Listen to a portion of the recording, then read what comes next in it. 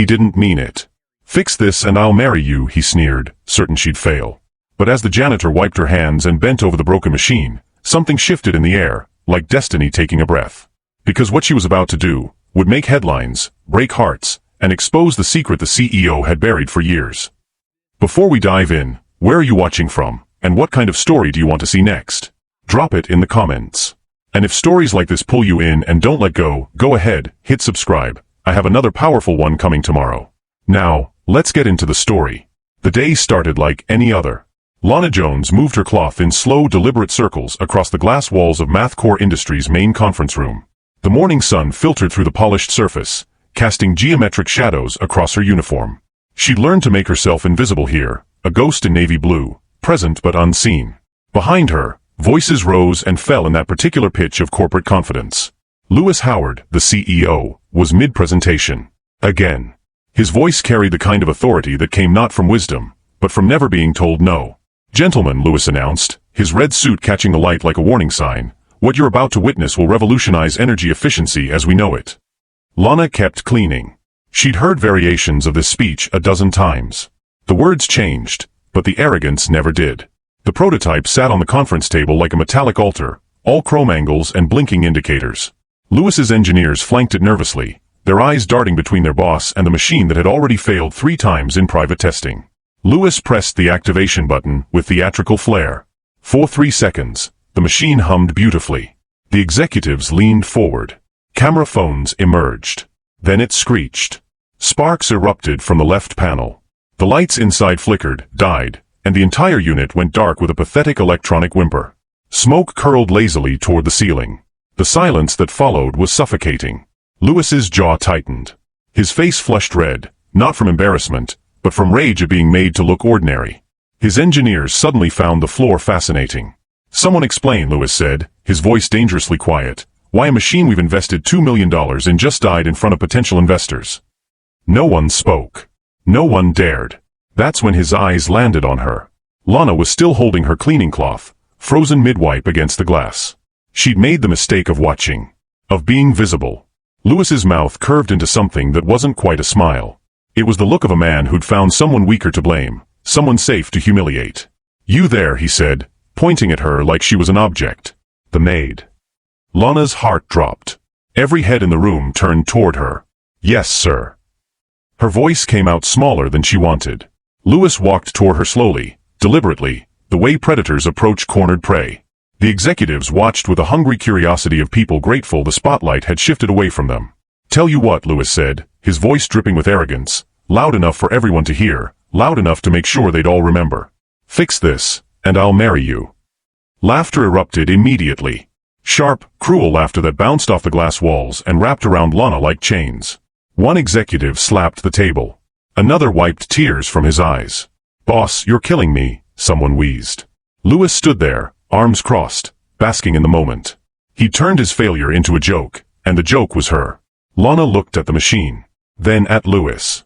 Then at all the men who thought her existence was a punchline. Something shifted in her chest, not anger exactly, but something older.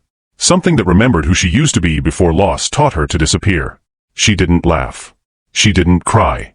She simply looked Lewis Howard in the eye and said, "Okay." The laughter faltered. Confusion rippled through the room. "What?" Lewis blinked. "I said okay." Lana's voice was steady now, clear. "I'll fix it."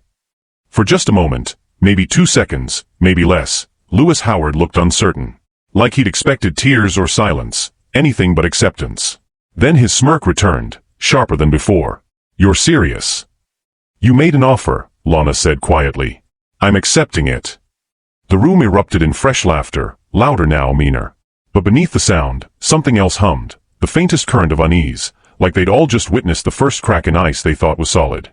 People thought she was just a cleaner. And why wouldn't they? For the past 14 months, that's all Lana Jones had been. The woman with the spray bottle and microfiber cloths. The one who emptied trash bins and restocked the breakroom coffee. The one who existed in the margins of other people's important days. But that wasn't always who she was. 6 years ago, Lana had been someone else entirely. She'd been the student who stayed late in the university engineering lab, the one whose professors pulled aside after class to say, "You have a gift for this." She'd been the girl with graphite-stained fingers and notebooks full of circuit diagrams, who could disassemble a motor and rebuild it better than she found it. Lana Jones had been brilliant. Then her mother got sick. Cancer didn't come with a payment plan. Neither did the experimental treatments that insurance refused to cover, or the round-the-clock care in those final 6 months. Her mother's life had a price tag, and Lana had paid it with her own future. She dropped out 3 months before graduation. Just 3 months. The bills had piled higher than her dreams, faster than hope could climb. Her mother died on a Tuesday morning in April, holding Lana's hand, whispering, "Don't give up on yourself." But giving up was easier than starting over. After the funeral, after selling everything that could be sold, after the apartment emptied and the silence became unbearable, Lana had taken the first job she could find. MathCore Industries was hiring cleaning staff. No degree required. No questions asked. The bitter irony wasn't lost on her. This was the same company she'd once dreamed of working for. Not as a maid, but as an engineer. She'd written her senior thesis on energy efficiency systems. Had sketched out designs for machines remarkably similar to the one Lewis Howard just tried to demonstrate. And now, here she was, polishing the floors of the innovation she could have been part of creating. Every day was a ghost story. She'd clean the engineering department and see the whiteboards covered in equations she could solve. She'd empty trash bins filled with discarded schematics she could fix. She'd watch people with half her talent make 3 times her salary, and she'd smile politely when they didn't bother learning her name. Invisibility became survival. But late at night, alone in her studio apartment, Lana still pulled out her old textbooks. Still sketched designs on scrap paper. Still remembered what it felt like to build something with her own hands and watch it come alive. The knowledge hadn't left her. The skill hadn't died. It had just gone quiet, like a language she no longer had permission to speak. Until today. Until a millionaire in a red suit made her the punchline of a joke so cruel, so public, that something inside her finally broke, or maybe it was the opposite. Maybe something finally remembered how to fight. As Lana walked out of that conference room, past the laughing executives, past the smoking prototype, past Lewis Howard's satisfied smirk, she felt her mother's last words echo in her chest. Don't give up on yourself. She'd been giving up for 14 months. Not anymore. Have you ever had to hide who you really are just to survive? Drop a comment below. Lewis Howard had built MathCore from nothing. He loved telling that story, to investors, to reporters, to anyone who'd listen. How he'd started in a garage with a laptop and a dream. How he'd slept on floors and eaten ramen for 2 years straight. How every bank had rejected him until one finally said yes. It was a good story. The kind that got featured in business magazines with headlines like "From Broke to Breakthrough, the Lewis Howard Way." But success had done something to him. Something slow and insidious, like rust on metal. It had rotted his humility from the inside out until all that remained was the gleaming shell of a man who believed his own press releases. Somewhere between his first million and his 10th, Lewis had started confusing net worth with intelligence. Money became proof. Wealth became wisdom. And anyone without either? They simply didn't matter. He believed intelligence came with money, that bank accounts and IQ scores rose together like some cosmic correlation. In his world, maids belonged below glass ceilings, not because they lacked talent, but because the universe had already sorted people into their rightful places. If they were meant to be more, they would be more. Simple as that. Lewis looked at his reflection in the conference room glass and saw everything he thought he deserved to see. A self-made man, a visionary, someone who'd earned the right to stand above others. What he didn't see was the fear. Because the truth Lewis Howard wouldn't admit even to himself in the darkness of 3 a.m. when sleep refused to come, was that his company was one bad prototype away from collapse. MathCore's stock had been sliding for 6 months. Investors were getting nervous. Competitors were circling like sharks who'd smelled blood in the water. The board had given him an ultimatum: deliver the next generation energy system, or step down. That broken machine on the table? It wasn't just a prototype. It was his last hope. 3 engineering teams had worked on it for 18 months. They'd burned through $2 million in development costs. And it still didn't work. Every test ended the same way: sparks, smoke, failure. Lewis had bet everything on this technology. His reputation. His company. His entire identity as the genius who could see around corners and into the future. If it failed publicly, he was finished. That's why he'd scheduled today's demonstration, even though his engineers had begged for more time. He needed to project confidence. Needed to make the investors believe. Needed to convince everyone, including himself, that everything was under control. Instead, it had exploded in his face. Literally. And then that maid, Lana, her name is Lana, a voice whispered, but he pushed it away, had looked at him with those steady eyes and said, "Okay." The memory made his jaw tighten. She'd made him look foolish. Made his joke backfire. Made the room go quiet when they should have just kept laughing. Louis told himself he didn't care. Told himself it was funny, actually. Told himself that by tomorrow, everyone would forget the cleaning lady who thought she could fix what MIT graduates couldn't. But beneath the bravado, beneath the smirk he'd worn as she walked out, something shifted. Something uncomfortable, like a stone in an expensive shoe. Because what if she tried? What if she actually opened that machine, poked around with her uneducated hands, and broke something crucial? They'd have to start over. He'd lose another month. Another million. Louis pulled out his phone and typed a message to security. Make sure the maid doesn't go near the prototype. She's not cleared for that area. He hit send and felt better. Safer. Control restored. He didn't know it yet, but that message would arrive exactly 4 minutes too late. The laughter didn't stop when she left the room. If anything, it grew. Fed by relief and residual adrenaline, the executives replayed the moment like a highlight reel, each retelling slightly exaggerated. Did you see her face? I thought she was going to cry. The ball's on the boss, though. Fix this and I'll marry you. More laughter. Classic. Louis basked in it, his earlier failure transformed into entertainment. This was better than the machine working. This was a story they'd tell at company parties for years. You actually thought she'd try? One executive asked, wiping his eyes. Please, Louis scoffed. She'll be back to cleaning toilets by morning. People like that? They know their place. He said it with such certainty. Such conviction. He had no idea how wrong he was. The building emptied slowly as evening arrived. Executives filtered out to expensive cars and expensive dinners. Engineers retreated to their expensive apartments to forget about the prototype that wouldn't cooperate. Louis left last, as always. Control was about presence.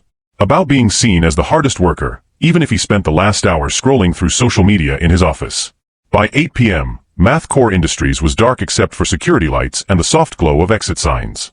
By 9 p.m., even the security guard had retreated to his desk in the lobby, eyes on his phone instead of the monitors. By 10 p.m., the third-floor conference room was completely silent. That's when Lana returned. She'd gone home after her shift. Changed out of her uniform into jeans and an old university sweatshirt she'd kept despite everything. Pulled her hair back in a tight ponytail. Stared at herself in the bathroom mirror and asked the reflection, "Are you really doing this?" The reflection stared back with her mother's eyes.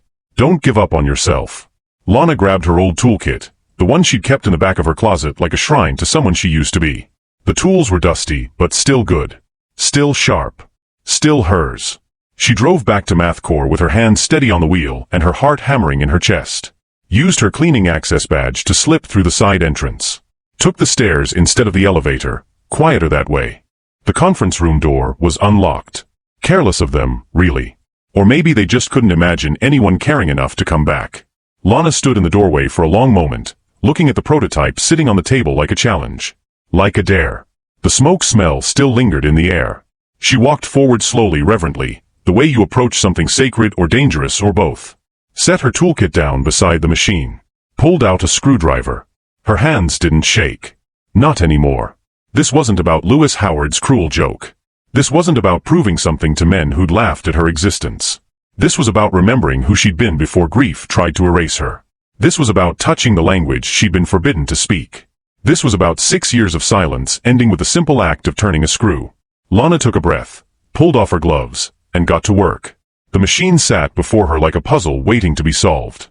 And for the first time in 14 months, Lana Jones smiled. Determination burned like firelight in her eyes. Outside, the city slept. Inside, something awakened. Lana opened the machine, and gasped. Her hands froze on the access panel, screwdriver still gripping the final screw. She'd expected complexity, certainly. Expected sophisticated engineering and intricate systems. She'd prepared herself for hours of careful analysis. What she didn't expect was this. "Oh my God," she whispered to the empty room. It wasn't just malfunctioning. It was designed wrong. Fundamentally, catastrophically wrong. Lana leaned closer, her breath catching as her eyes traced the circuit pathways under the dim conference room lights.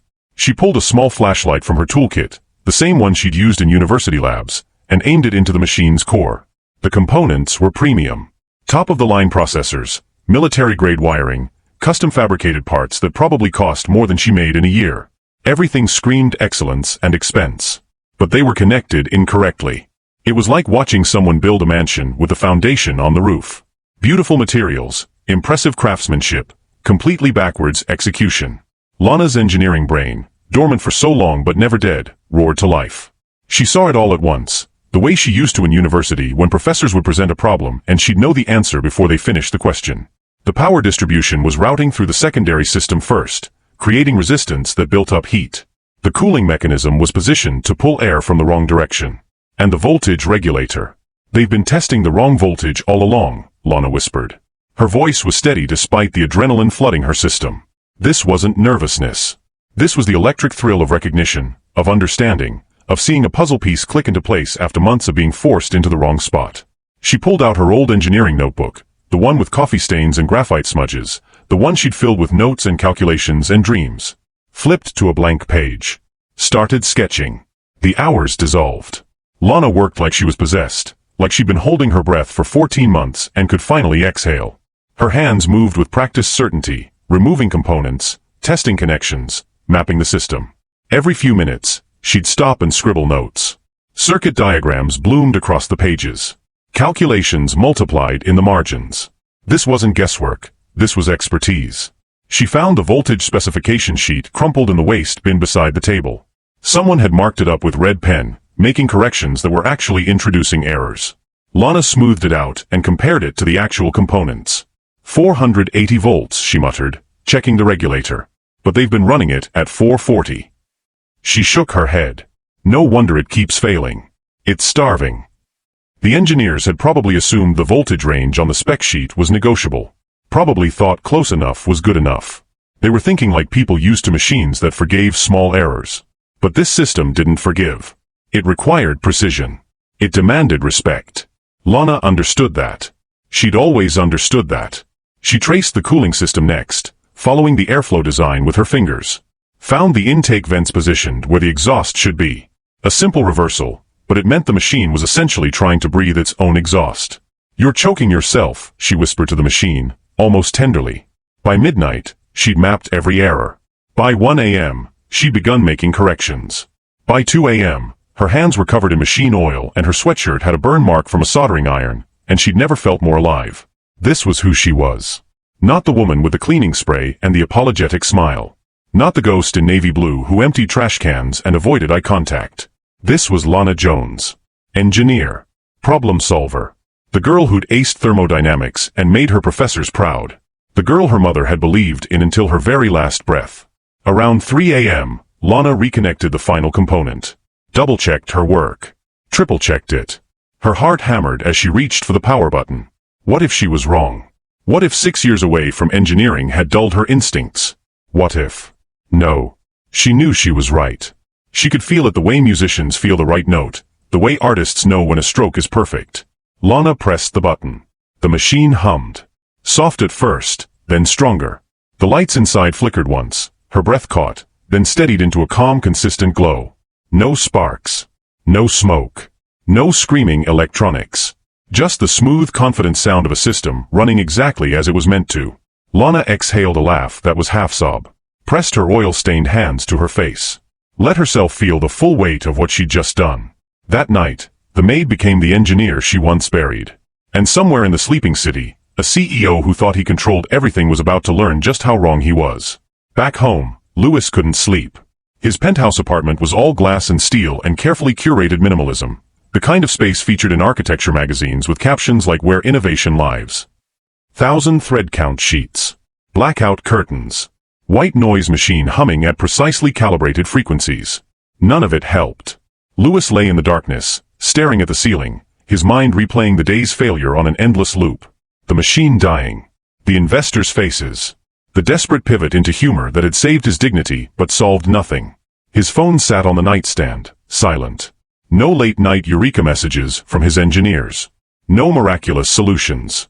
Just silence and the weight of his late father's voice, always there in the quiet hours. Never let them see you fail, Louis. Richard Howard had built his own fortune in real estate, clawing his way up from nothing through sheer ruthlessness and an absolute refusal to show weakness. He'd been a man of granite principles and zero tolerance for excuses. He'd also been dead for 8 years. But his voice? That never died. It lived in Lewis's head like a permanent resident, commenting on every decision, judging every move. Failure is contagious, son. Show it once, and they'll smell it on you forever. His father had said that when Lewis was 12, after he'd come home crying because he'd struck out 3 times at a Little League game. No comfort. No better luck next time. Just that cold assessment delivered over the dinner table while his mother looked away. Lewis had learned the lesson well. He built walls around his pride, brick by brick, year by year. Made himself invulnerable to criticism by becoming the critic first. Turned arrogance into armor. If you believed you were untouchable, maybe everyone else would believe it too. It had worked. For years, it had worked. Until today, when a $2 million prototype became a smoking punchline in front of people whose money kept his company breathing. Lewis rolled over, punched his pillow, tried to force his brain into shutdown mode. Instead, he kept seeing her face. The maid. Lana. Standing there with her cleaning cloth, being made into a joke, and instead of crying or running. Okay. That one word. So quiet. So steady. It had unnerved him more than he wanted to admit. There was something in her eyes when she'd said it. Not defiance exactly. Not anger. Something else. Something that looked almost like recognition. Like she'd seen through his joke to the fear beneath it. Lewis sat up, irritated with himself. Why was he thinking about her? She was nobody. A cleaner who'd gotten briefly brave before reality reminded her of her place. His phone buzzed. Finally. He grabbed it, expecting a message from his lead engineer. Instead, it was from security. Cleaning staff badge accessed building at 10:47 p.m. 3rd floor. Thought you should know. Lewis stared at the screen. Read it again. The timestamp showed the message was from over 4 hours ago. His message telling security to keep her away from the prototype had been sent at 7:14 p.m. Which meant, no, Lewis said aloud to his empty bedroom. No, she didn't. But even as he said it, something cold settled in his stomach. The same instinct that had made him a successful entrepreneur, the one that could smell opportunity and danger from miles away, was suddenly screaming. She wouldn't actually try. She couldn't. She was a maid, for God's sake. She didn't have clearance, didn't have training, didn't have. His phone was already dialing before he finished the thought. Security. This is Howard. I need you to check the 3rd floor conference room. Now. He waited, heart hammering for reasons he couldn't explain. Those walls he'd built around his pride? The ones that had protected him for years? The ones his father's voice had taught him to construct? They were about to crack. Because somewhere in his building, under lights he paid for, using tools he'd never seen, a woman he'd mocked was proving that courage didn't come with a corner office.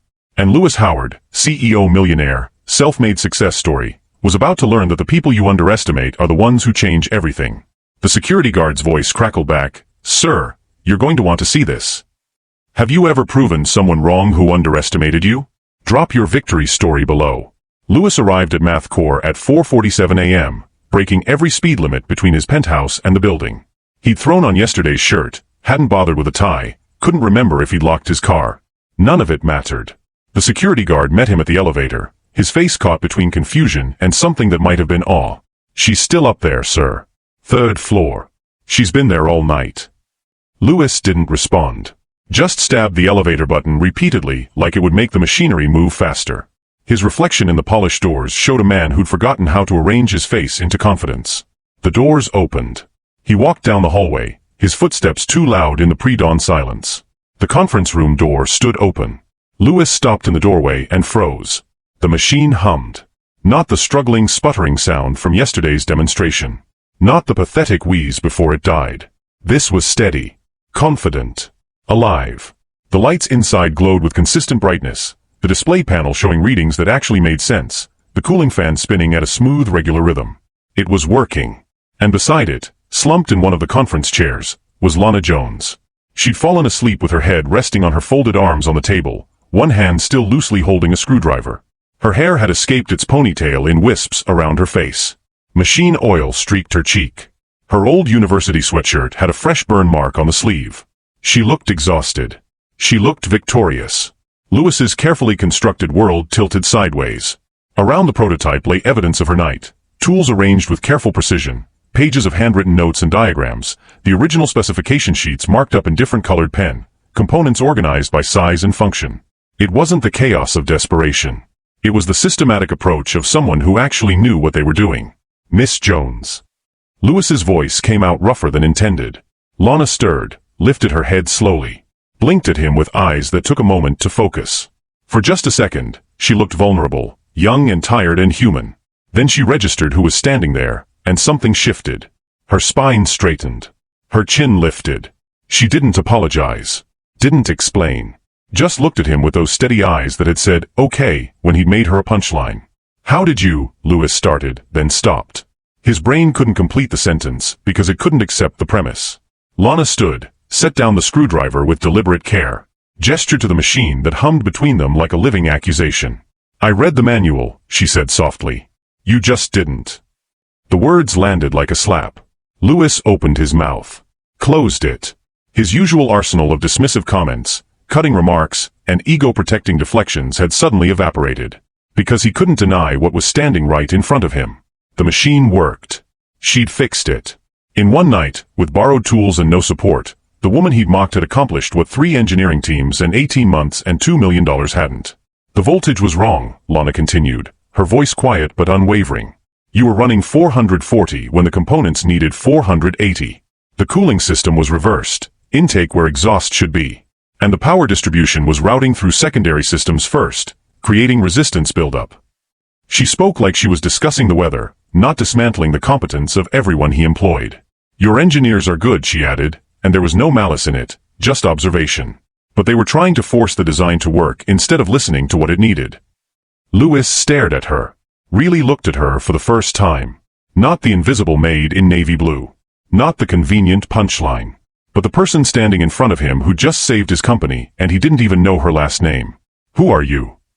The question escaped before he could stop it. Lana smiled, small, sad, knowing. Someone you should have asked that question yesterday. She started packing her tools with practiced efficiency, returning each one to its designated spot in her toolkit.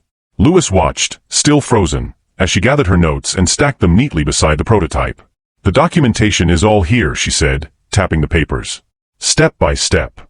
Your engineers should be able to replicate the fixes for the production model. She picked up her toolkit, walked toward the door, walked toward him. Lewis stepped aside automatically, still processing, still trying to reconcile the narrative he believed with the reality standing in front of him. Lana paused in the doorway, looked back at the humming machine, then at him. For what it's worth, she said quietly, I wasn't trying to embarrass you. I just wanted to remember what it felt like. What felt like? Being good at something. She left. Lewis stood alone in the conference room with a working prototype and the smoking ruins of everything he believed about who deserved to matter. By 8 a.m., word had spread through Math Corps like wildfire. The machine works. The maid fixed it. The CEO's joke backfired. Lewis had tried to control the narrative, called an emergency meeting, prepared a statement, arranged his face into the expression of a man still in charge. It didn't work. The executives filed into the conference room, their eyes darting between the humming prototype and Lewis's face. Trying to read the situation. Trying to understand how the punchline from yesterday had become today's miracle. Gentlemen, Lewis began, his voice carrying that familiar authority. Or trying to. As you can see, we've resolved the technical issues with. Did she really fix it? The question came from Marcus Chun, the VP of Operations. A man who usually knew better than to interrupt. The room went silent. Lewis felt something unfamiliar crawl up his spine. Something cold and exposing, like standing naked in a spotlight.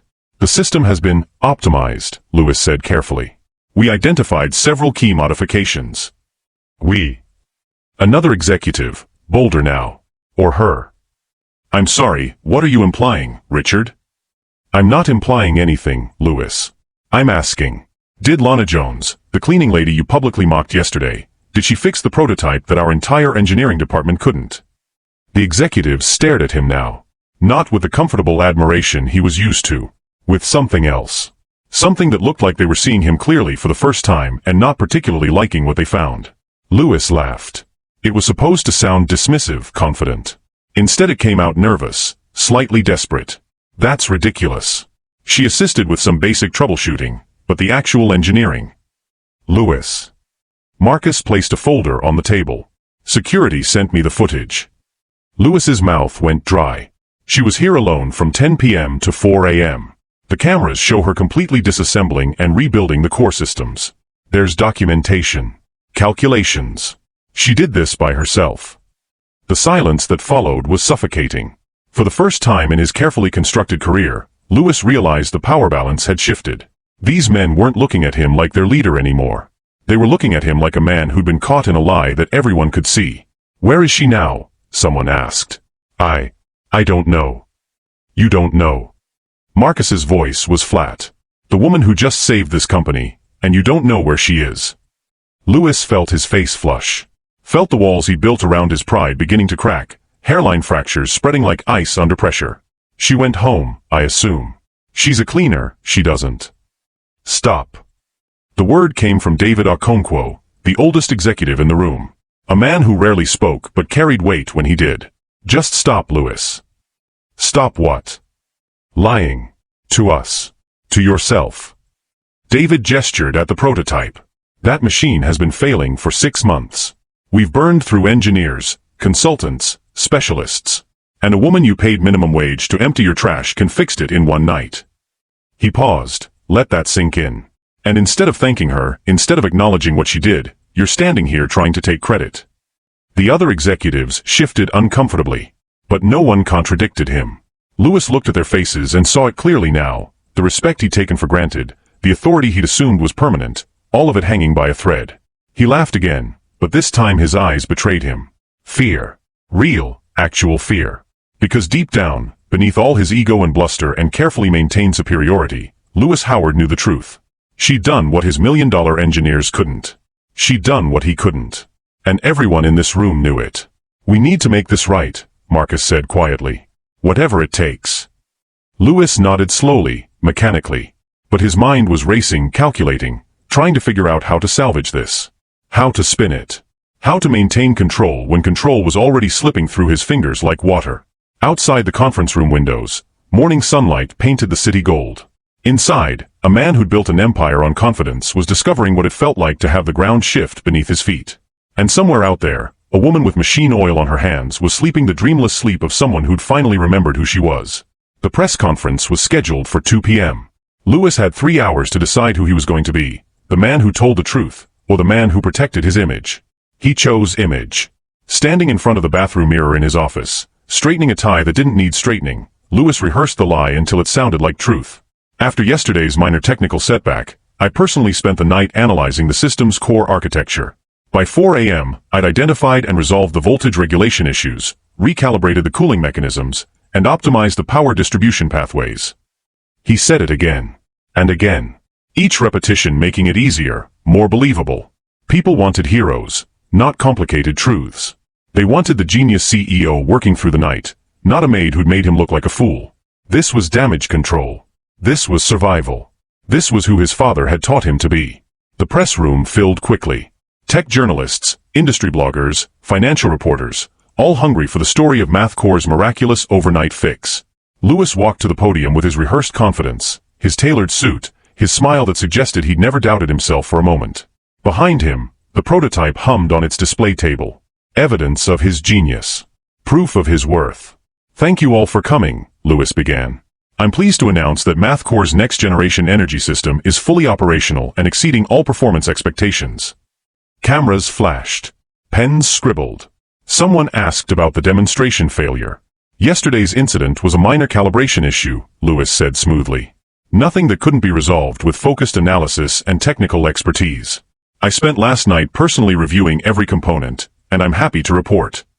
"Mr. Howard, is it true a member of your cleaning staff was involved?" Lewis's smile didn't falter.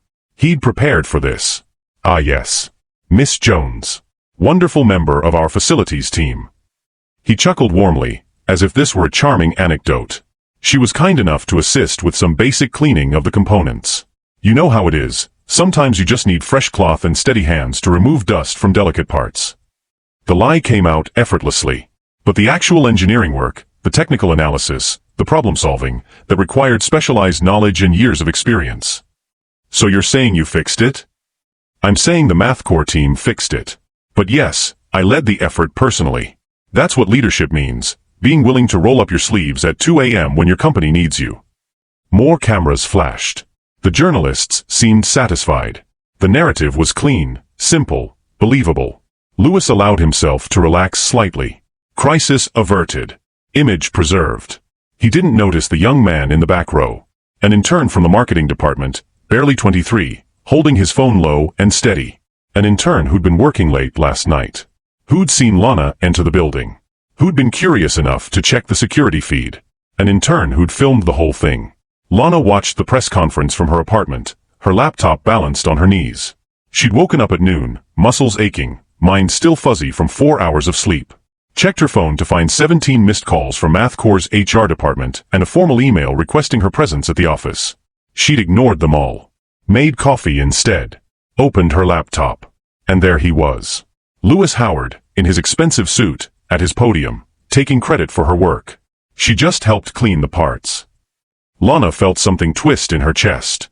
Not surprise, she'd expected this. Men like Lewis always rewrote history in their own favor.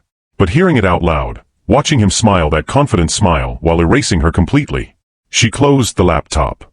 Stared at her oil-stained hands. Thought about her mother's last words. Don't give up on yourself. She'd fixed that machine not for Lewis, not for recognition, but to remember who she was. She'd succeeded. She'd proven it to herself. Maybe that was enough. Maybe. Her phone buzzed. A text from an unknown number. Check Twitter. #MathCoreTruth. Lana frowned. Opened the app. The first video had already reached 50,000 views. If you think this is where she gets justice, wait. Because the video that went viral changed everything. Subscribe. You'll want to see how far the truth can spread. Within 24 hours, the clip hit the internet like a meteor. The intern, his name was Jason Kumar, and he'd always been too honest for his own good, had uploaded the security footage to Twitter at 3:47 p.m. with a simple caption. Made fixes billion-dollar failure while CEO sleeps. Then he takes credit. This is Lana Jones. Remember her name. The video showed everything. Lana entering the building at 10:47 p.m. with her toolkit. The time-lapse of her working through the night, completely alone. Her methodical disassembly and reconstruction. The machine humming to life at 3:14 a.m.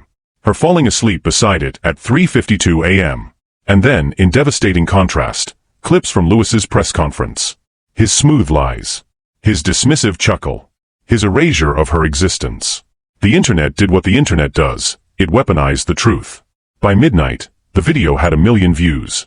By 6 a.m., it had 5 million.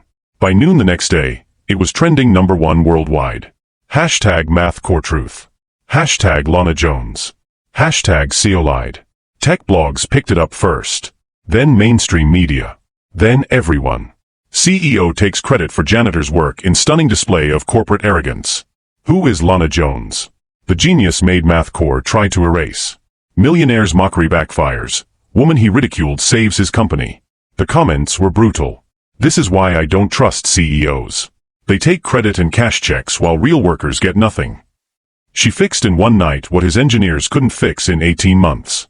But sure, she cleaned parts. That man mocked her in public, she saved his company, and he tried to delete her from the story. Absolutely disgusting. Someone found Lana's old university records.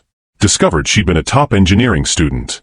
Shared screenshots of her academic achievements, her professors' recommendations, the scholarship she'd earned before life forced her to drop out.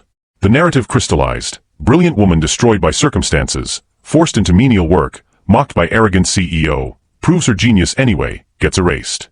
It was perfect. It was true. It was devastating.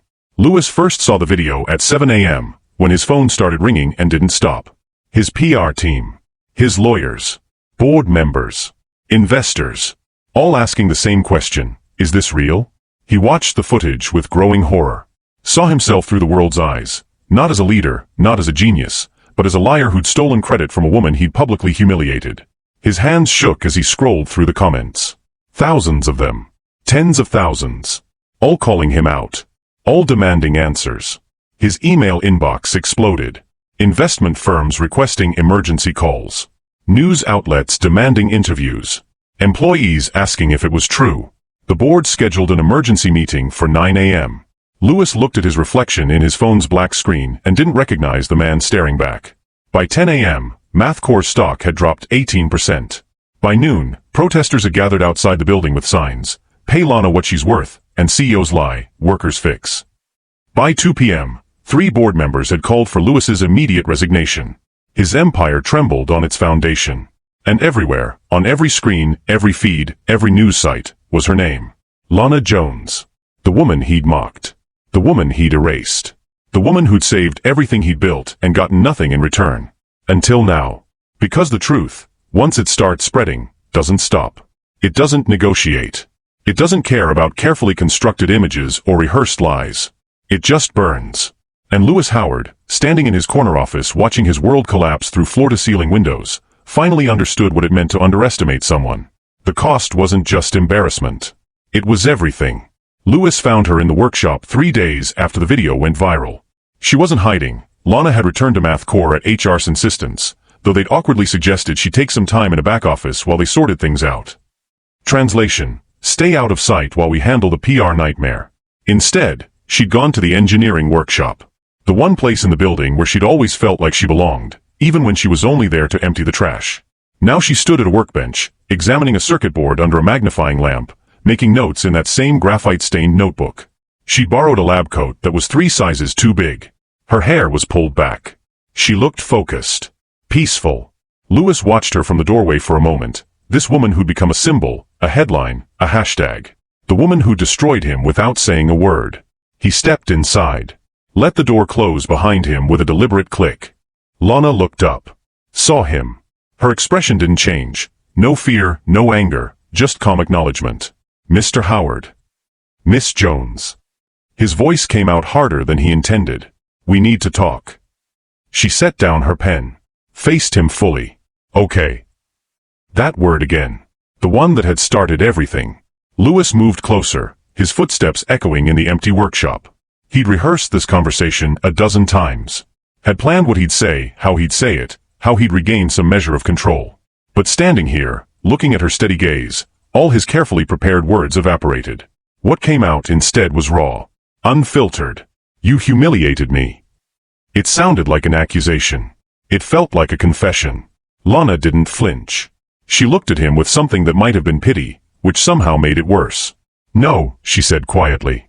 You did that yourself. I made a joke. You made me a punchline in front of a room full of people.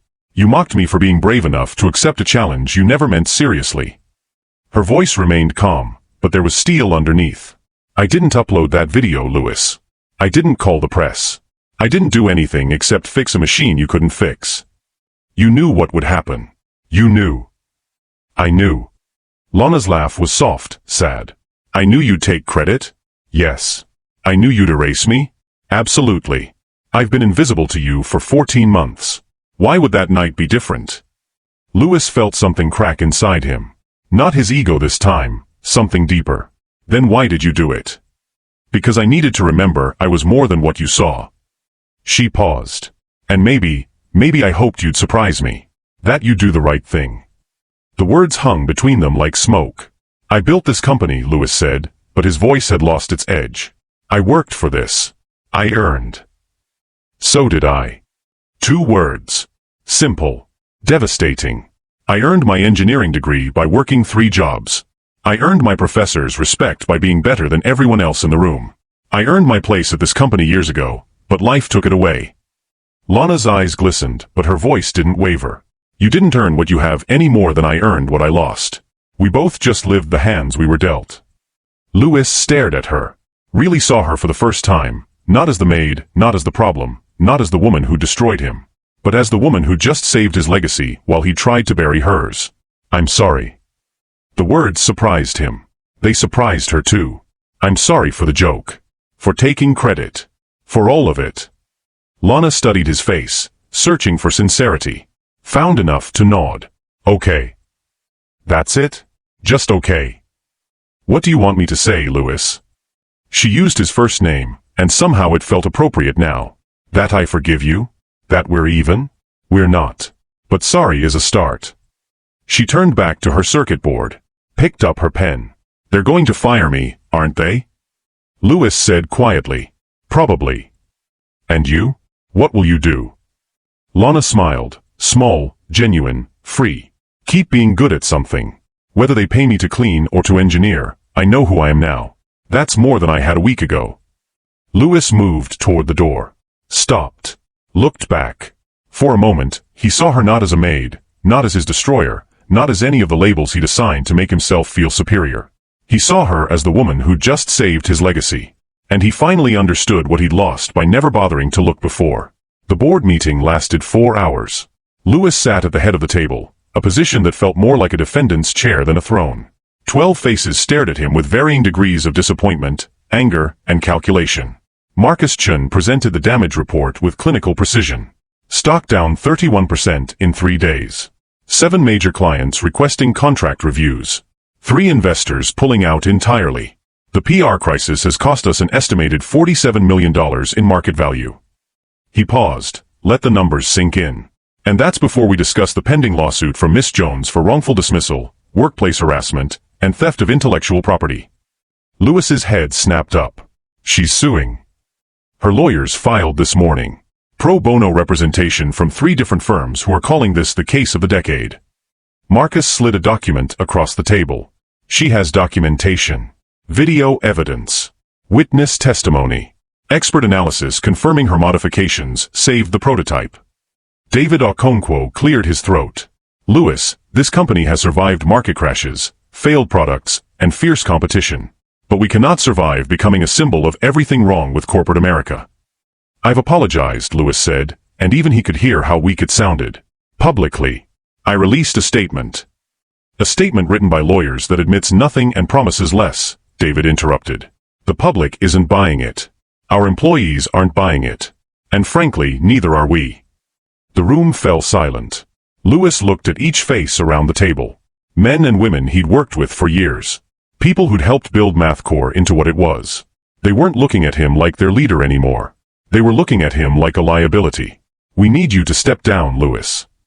Marcus's voice was gentle but firm. Effective immediately. The board will appoint an interim CEO while we search for permanent replacement. You're firing me. Louis said it like he was testing the words, seeing if they felt real. We're asking you to resign, David corrected. It's better for everyone. Including you. Louis wanted to fight. Wanted to argue, threaten, pull rank. But what rank? What authority? He'd built this company, yes, but he'd also nearly destroyed it through his own arrogance. And MathCore. His voice came out smaller than intended. What happens to the company? Marcus exchanged glances with David. That's the other issue. We're hemorrhaging investors. The prototype works, but our reputation is toxic. Without a major pivot, without someone who can restore public trust. He didn't finish the sentence. He didn't have to. MathCore was on the brink of collapse. The company Louis had built from nothing, had poured his life into, had sacrificed everything for, it was dying because of him. There is one option, David said carefully. One person who could potentially save this company's reputation. Louis closed his eyes. He already knew what was coming. Lana Jones. Marcus said her name like it was obvious. She's brilliant, sympathetic, and represents everything MathCore claimed to stand for. Innovation from unexpected places. Merit over privilege. You want to give her my company. We want to save the company you built. And she's the only person who can do it. David leaned forward. She has an offer from 3 different tech firms. Stanford wants her to finish her degree on full scholarship. She has options, Louis. She doesn't need MathCore. But MathCore needs her, Louis finished quietly. Yes. The weight of it settled over him like concrete. The woman he'd mocked was now his company's only hope. The person he'd made invisible was the only one who could make them visible again. The poetic justice would be funny if it wasn't so devastating. What do you need from me? Louis asked. Your resignation. Your endorsement of whatever the new leadership decides. And your silence. No interviews, no statements, no attempts to rewrite history. Louis nodded slowly. Mechanically. He'd built an empire on confidence and control. And now he was losing both because he'd forgotten the simplest truth. The people you underestimate are the ones who change everything. I'll resign, he said finally. But on one condition. The board waited. Let me be the one to ask her. To help rebuild.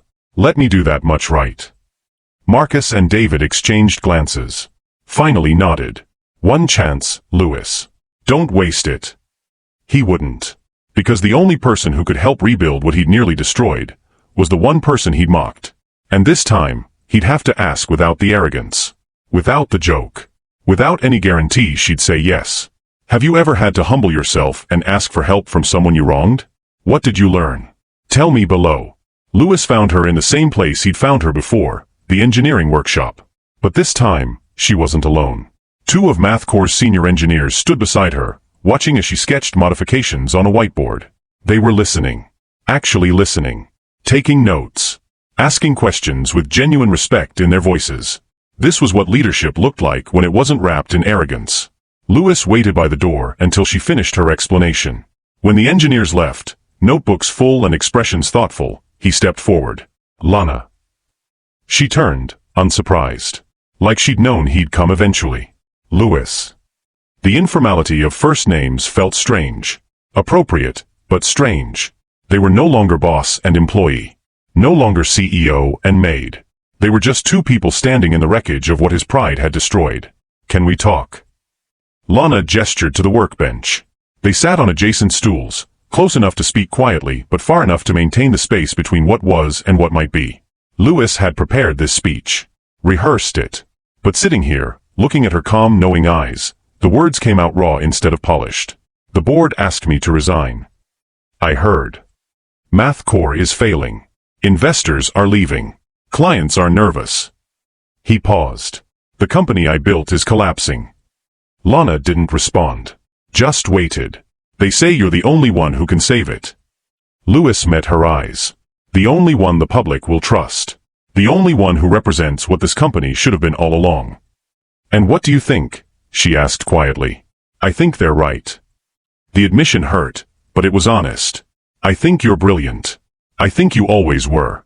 And I think I was too arrogant to see it. Lana absorbed this. Why are you telling me this? Because I'm supposed to ask you to help. To come back. To lead the engineering division and help rebuild what I destroyed. He took a breath. But before I ask, I need you to know something. What? I don't deserve your help. The words hung between them, simple, true, unbuffered by ego. Lana's expression softened slightly. You don't, she agreed. Lewis nodded. Expected. Deserved. But your people do. He looked up, surprised. The engineers who've been working here for years, Lana continued. The employees who depend on this company for their livelihoods. The clients who need your technology. The investors who believed in the vision. She paused. They don't deserve to suffer because you made a mistake. So you'll help. Under conditions. Lewis felt something like hope stir in his chest. Name them. Lana stood, moved to the whiteboard, picked up a marker. Started writing, her engineer's mind organizing thoughts into clear bullet points. 1. I lead the engineering division. Complete autonomy. No interference from board or interim CEO unless I request input.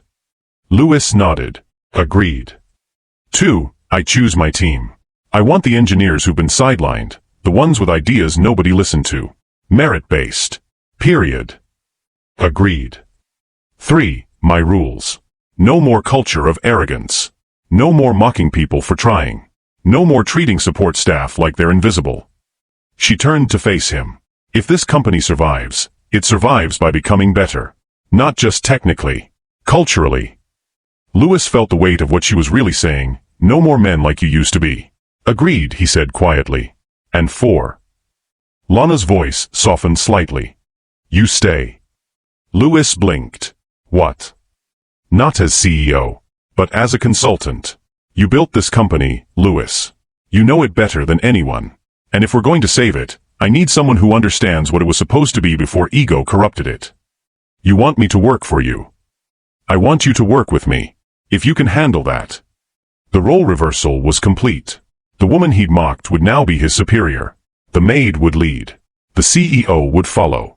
The old Lewis would have refused. Would have seen it as the ultimate humiliation. But the man sitting in this workshop, looking at the woman who'd saved everything he'd nearly destroyed, felt something different. Relief. I can handle that, he said. Lana studied his face, searching for sincerity. Found enough to extend her hand. Then let's save your company. Lewis took her hand. Her grip was firm, capable, steady. The handshake of an engineer. The handshake of an equal. For the first time in days, Lewis Howard smiled. The work began immediately. Lana moved into the head engineer's office, a space 3 times the size of her former cleaning closet. She filled it with whiteboards, reference books, and a coffee maker that ran constantly. Lewis took a smaller office down the hall. No windows. No mahogany desk. Just a workspace where he could focus without the trappings of his former authority. The dynamic was strange at first. In meetings, Lana led. Lewis listened. When she asked for his input, he gave it. No posturing, no grandstanding, just honest technical insight from someone who'd built this company from nothing. The other engineers watched this power shift with careful eyes, waiting to see if it was real or performance. It was real. Late nights became routine. The kind where the building emptied except for the engineering wing, where light stayed on past midnight and coffee cups accumulated on every available surface. Lana would sketch designs while Lewis reviewed market data. They'd argue about specifications, not with ego, but with the honest friction of 2 minds approaching problems from different angles. This component is too expensive, Lewis would say. This component is necessary, Lana would counter. Cost savings mean nothing if the product fails. He'd study her calculations. Realize she was right. Adjust the budget accordingly. The mutual silence of those early days slowly transformed into something else. Mutual respect. Then genuine collaboration. Lewis started to see her differently. Not as the maid who'd saved his company. Not as the woman who destroyed his ego. But as the mind he'd always needed and never recognized. She was brilliant in ways his expensive engineers weren't. Practical, intuitive, willing to see past established protocols to find better solutions. She led without diminishing others. She challenged without cruelty. She was everything he'd claimed to be but never was. And somewhere between blueprints and coffee cups, between late-night debugging sessions and early morning design reviews, Lewis felt something shift inside him. His pride, that protective armor he'd worn for so long, the walls his father had taught him to build, began to dissolve. Not all at once. Not dramatically. But slowly. Steadily. Like ice melting under patient sunlight. One night, around 2 a.m., they sat across from each other at the workshop table. A prototype sat between them, finally working after 6 hours of troubleshooting. "You're good at this," Lewis said quietly. Lana looked up from her notes. At what? Leading. Building. Making people believe. He paused. Making me believe. In what? That people matter more than image. That talent doesn't come with a title. That I was wrong about. He gestured vaguely. Everything. Lana set down her pen. Studied him in the dim workshop light. "You're learning," she said. "That's more than most people do." "Is it enough?" "Enough for what?" Lewis didn't answer. Couldn't. Because he didn't know how to name what was happening. This strange alchemy of respect and gratitude and something deeper he wasn't ready to examine. Lana seemed to understand anyway. She smiled, small, knowing, kind. "Come on," she said, standing and stretching. "We should go home. The prototype will still be here tomorrow." They walked to the parking garage together, their footsteps echoing in the empty building. At her car, she paused. "Lewis." "Yeah. Thank you. For listening. For changing. For..." She searched for words. For being willing to become someone different. He nodded, throat tight. "Thank you for giving me the chance." They stood there for a moment in the fluorescent light, 2 people who'd started as strangers, become enemies, and were slowly, carefully, becoming something neither expected. Not friends yet. Not quite. But not adversaries anymore either. Something in between. Something undefined. Something that felt like the beginning of something neither of them could name. The presentation was scheduled for exactly 6 weeks after the viral video. 6 weeks of rebuilding. 6 weeks of late nights and careful engineering. 6 weeks of the world watching to see if Math Core could actually change, or if this was just expensive PR. The conference center was packed.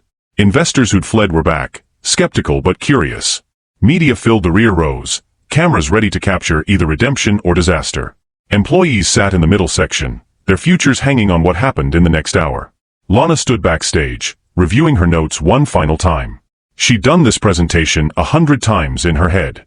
Knew every line, every specification, every potential question. But knowing didn't stop her hands from trembling slightly. Lewis found her there, holding a water bottle she hadn't opened. "Hey," he said quietly. "Hey. You're going to be amazing."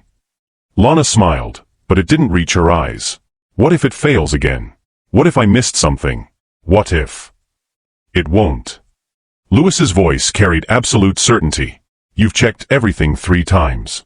The team has verified every component. This system is perfect because you made it perfect. Nothing is perfect. No, he agreed. But it's as close as humanly possible. And that's enough. She looked at him, really looked at him, and saw something that wasn't there 6 weeks ago. Not just respect. Not just gratitude. Belief. The stage manager called 5 minutes. Lana took a breath. Nodded. Walked toward the stage. Lewis stayed in the wings, watching from the shadows like he'd done at every practice run. The presentation began flawlessly. Lana commanded the stage with quiet confidence. Explained the technology clearly, answered technical questions with precision, demonstrated the system's capabilities with the practiced ease of someone who'd built it from the ground up. The prototype hummed beautifully. The displays showed perfect readings. The audience leaned forward, engaged, impressed. Then, at minute 43, the system flickered. Just once. Just for a second. But Lewis saw Lana's shoulders tense. Saw her pause mid-sentence. The display went dark. The room filled with that horrible silence Lewis remembered too well, the sound of a disaster unfolding in real time. Lewis's heart stopped. This couldn't be happening. Not again. Not to her. Not after everything. He started to move forward, some instinct telling him to fix it, save it, do something. But Lana was already moving. She walked to the prototype with calm, deliberate steps. No panic. No hesitation. She opened the access panel, pulled out a small flashlight, examined something Lewis couldn't see from the wings. The audience watched in absolute silence. 30 seconds passed. Felt like hours. Then Lana's hand moved. Swift. Confident. Reconnecting something. Adjusting something. She looked up at Lewis. Found him in the shadows. And mouthed 2 words. Trust me. Lewis froze. Every instinct he developed over years of controlling outcomes, managing crises, protecting his image, all of it screamed at him to intervene, to take over, to not let her carry this alone. But he stayed still. He trusted her. Lana pressed the reset button. 5 seconds of darkness. 5 seconds where Lewis couldn't breathe, couldn't think, could only stand there and believe in someone else completely. Then the lights came on. Not flickering. Not struggling. Strong. Steady. Perfect. The system hummed with renewed power. The displays bloomed to life, showing even better readings than before. The prototype wasn't just working, it was optimized. The crowd erupted. Applause thundered through the conference center. People stood. Cameras flashed. Someone whistled. Lana smiled, not the small, careful smile Lewis had gotten used to, but a genuine, radiant expression of pure triumph. She caught Lewis's eyes across the darkened wing space. He was smiling too. Tears on his face he didn't bother to hide.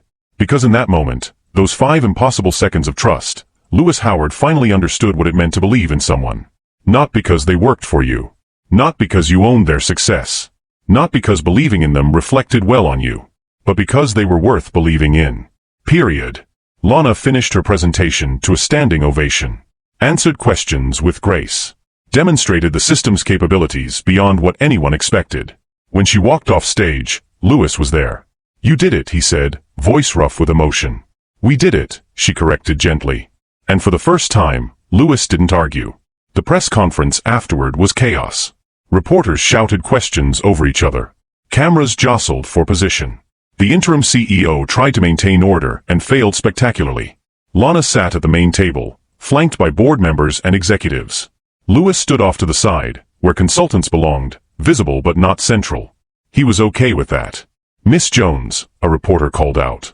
Your presentation was flawless. How does it feel to go from cleaning this company's floors to saving its future? Lana handled it with the grace Lewis had come to expect from her. This company has always had talented people. I'm just grateful for the opportunity to contribute in a different capacity. But you were mocked by former CEO Lewis Howard. He took credit for your work. How do you move past that? The room went silent. Every camera turned to catch her response. Lewis's chest tightened. This was the moment she could bury him. Could detail every humiliation, every dismissal, every moment he'd made her invisible. She'd earned that right. Lana looked at the reporter. Then, deliberately, she looked at Lewis. People make mistakes, she said clearly. What matters is whether they learn from them, whether they choose to become better. She paused. Lewis Howard built this company from nothing. That doesn't erase what happened, but it also doesn't erase what he created. Redemption isn't about pretending the past didn't happen. It's about making sure the future is different. Louis felt something crack in his chest, the last remnant of the armor he'd worn for so long. Another reporter jumped in. So who really saved MathCore? You or Howard? The question hung in the air like a challenge. Lana opened her mouth to respond, but Louis stepped forward before she could. She did. Every head turned toward him. Louis walked to the table, his heart hammering but his voice steady. He stood beside Lana's chair, looked directly into the cameras. Lana Jones saved this company. She fixed a prototype our engineers couldn't fix. She led a team that rebuilt our entire technical infrastructure. She did it with grace, brilliance, and integrity I failed to show. He could feel the weight of every eye in the room. 6 weeks ago, I stood in front of you and lied. I took credit for her work. I erased her contribution. I did it because I was afraid of looking weak, afraid of admitting I didn't have all the answers, afraid that acknowledging her genius would somehow diminish mine. Louis's voice cracked slightly, but he pushed through. I was wrong. About everything. About her, about leadership, about what actually matters. He looked down at Lana. This woman has more integrity in one decision than I showed in years of running this company. She didn't just save MathCore. She taught me what saving something actually means. The room was absolutely silent. So when you write your articles, when you tell this story, get it right this time. Louis looked back at the cameras. Lana Jones is the reason MathCore survived. Not me. Her. He stepped back. Let her have the spotlight she'd always deserved. Lana looked up at him with eyes that glistened, and for just a moment, in front of all those cameras and reporters and witnesses, she mouthed 2 words. Thank you. Louis nodded. Smiled. Because in that moment, he gave her what she'd earned all along. Not pity. Not charity. Not grudging acknowledgement. But genuine, public, unqualified recognition. The redemption wasn't his. It was hers. And finally, Louis Howard understood that some victories belong to other people. The best thing you can do is get out of their way and let them shine. Later, as the crowd dispersed and the camera crews packed up, Lana found Louis in a quiet corner of the conference center. That was brave, she said. It was overdue. Still brave. They stood together, watching the chaos wind down, 2 people who traveled an impossible distance from where they'd started. What happens now? Louis asked. Lana smiled. Now we keep building. Keep fixing. Keep being better than we were yesterday. We. If you want. Louis looked at her, this woman who'd saved everything, forgiven everything, believed in everything, and felt something that had been broken for a very long time finally start to heal. Yeah, he said. I want. Have you ever given someone the credit they deserved even though it cost you something? Or received recognition you'd been denied? Tell me about it below. 3 months passed. MathCore didn't just survive, it thrived. Stock prices recovered. Investors returned. The company Lana had rebuilt became the industry standard for what ethical innovation could look like. But the real transformation happened in the quieter moments. Late evenings when the building emptied and only the engineering wing stayed lit. Coffee-stained conversations about voltage regulators that somehow turned into discussions about childhood dreams and fears. Laughter over failed prototypes and inside jokes only engineers would understand. Louis and Lana became a team. Then friends. Then something neither of them knew how to name but both recognized in the spaces between words.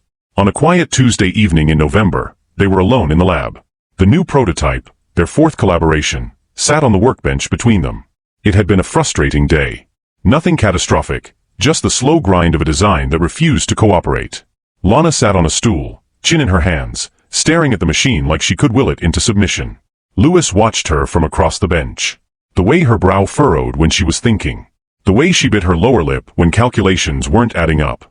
The way her entire face transformed when she figured something out.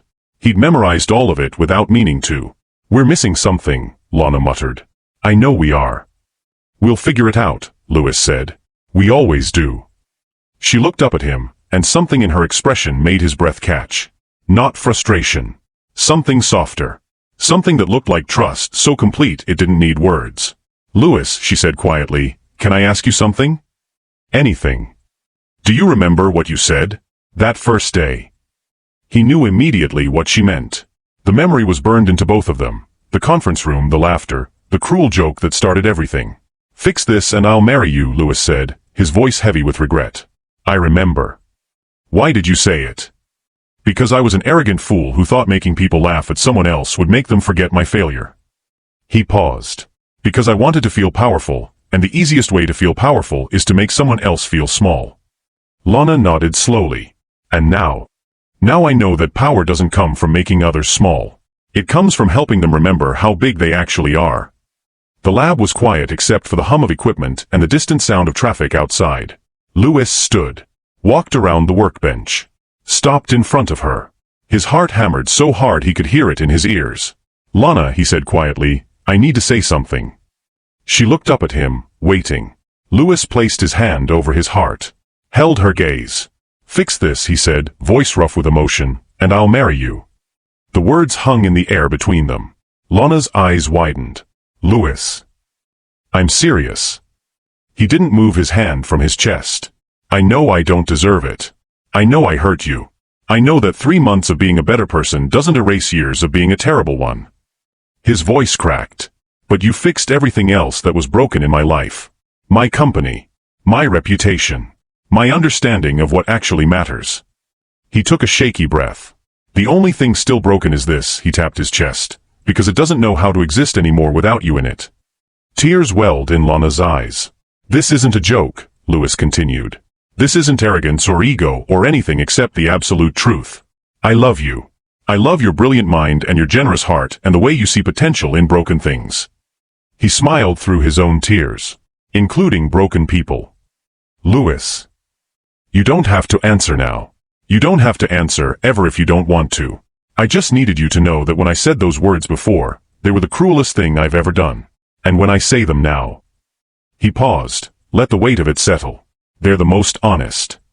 Lana stood, closed the distance between them, placed her hand over his, where it still rested on his heart. You really want to marry me? She asked, voice barely a whisper. More than I've wanted anything in my life. Even though I used to clean your office? Because you saw potential in a broken machine everyone else had given up on. Louis covered her hand with his other one. Because you taught me that worth isn't about titles or money or who stands where in a hierarchy. Because you're the best person I've ever known, and somehow, impossibly, you chose to forgive me. Lana smiled through her tears. You know what the funny thing is? What? I think I started falling for you when you cried. At the presentation. When you trusted me in those 5 seconds. She laughed softly. Not when you were powerful. When you were vulnerable. Louis felt his throat tighten. Is that a yes? That depends. Are you proposing, or are you offering a conditional statement? Despite everything, he laughed. I'm proposing. Badly. Without a ring or a plan or any idea what I'm doing. Lana stood on her toes. Kissed him softly. Then yes, she whispered against his lips. I'll fix your broken heart. And you can spend the rest of your life helping me fix everything else. Louis pulled her close, buried his face in her hair, and felt the last piece of his broken self finally click into place. This time, it wasn't a joke. It was gratitude turned to love. And it was perfect. Some stories don't end. They just find a new beginning. Louis and Lana got married 6 months later in a small ceremony at Math Corps. The same conference room where it all started. The same room where he'd mocked her and she'd said, okay. But this time, the room was filled with people who loved them. Employees who'd watched them rebuild not just a company, but themselves. Engineers who'd learned that talent doesn't come with a title. Friends who understood that redemption is possible when you're brave enough to change. When the officiant asked if anyone objected, someone joked, only if he takes credit for planning this wedding. Everyone laughed. Including Louis. Because he'd learned that some jokes are funny when they come from love instead of cruelty. The narrator's voice softens now, like we're sharing a secret. See, here's what I've learned from Lana and Louis. Some people are born powerful. They inherit wealth or looks or connections, and the world bows before them without them having to earn it. But others? Others become powerful when they're underestimated. When someone looks at them and sees only what they lack instead of what they hold. When they're dismissed, erased, made invisible by people too arrogant to look beyond the surface. Those people have a choice. Stay small, or remember who they really are. Lana Jones chose to remember. She didn't just fix a machine that night in the conference room. She didn't just save a company or rebuild a reputation or even change one man's heart. She rewired what it meant to be seen. She proved that quiet strength is still strength. That being underestimated is only weakness if you believe it. That the people society pushes to the margins often hold the answers everyone else is looking for. And Lewis? He learned the hardest lesson of all, that admitting you're wrong doesn't make you weak. That believing in someone else doesn't diminish you. That real power comes from lifting others up, not pushing them down. Two broken people. One cruel joke. And a choice to become better than the worst moment that connected them. Today, if you visit Math Core Industries, you'll see something interesting. There's a plaque in the main lobby. It shows a photograph of a prototype, the one Lana fixed that first night. And beneath it, engraved in simple letters, never underestimate quiet strength. Lana Jones, Chief Engineering Officer. Right next to it is another plaque. This one shows a photograph of Lewis and Lana on their wedding day, surrounded by their team. The inscription reads, "Some victories belong to other people. Get out of their way and let them shine." Lewis Howard, Consultant. Visitors ask about those plaques, about the story behind them. And the employees smile and say, "Let us tell you about the day everything changed." So here's my question for you, the one I've been building to this entire time. Who have you underestimated? Who have you made invisible with your assumptions, your prejudices, your convenient categorizations of who deserves to matter? And harder still, who has underestimated you? Because somewhere in your life, there's a Lana Jones, someone brilliant and capable and worthy who you've dismissed because they don't look like power in the way you've been taught to recognize it. And somewhere in your life, you are Lana Jones, carrying gifts that no one's bothered to notice because they're too busy looking at your title, your background, your place in their carefully ordered world. The question isn't whether these moments exist. The question is, what will you do about them? Will you be brave enough to see people clearly? To acknowledge when you're wrong? To give credit where it's actually due? Or will you keep building walls around your pride until someone with quiet strength reminds you what those walls cost? Lana Jones didn't just fix a machine. She fixed the way we see each other. And maybe, if we're paying attention, she can fix the way we see ourselves too. Thanks so much for watching till the end. If this story moved you, you're going to love what's coming next. It's even more surprising and emotional than this one. Go ahead and click the story on your screen right now, and see you in the next story.